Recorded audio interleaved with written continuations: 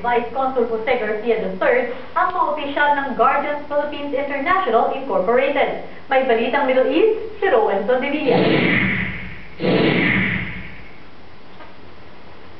Kadarating pa lamang ni Alvin Pineda dito sa Oman. Fitness instructor siya sa Oman Joint Company.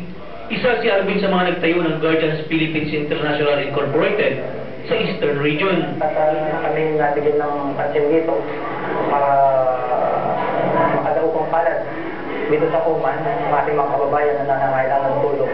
Nanumpa sila kay Vice Consul Jose Garcia III para maging opisyal na miyembro ng Filipino Community Social Club o PhilCOSOC.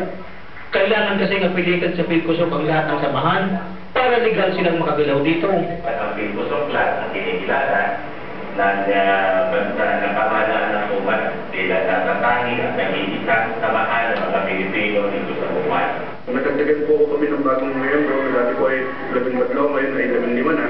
Ito po ay patunay na ang komunidad sa Oman ay nagsasama-sama. Lamang sa mga Pilipino, kundi maging sa mga Omani.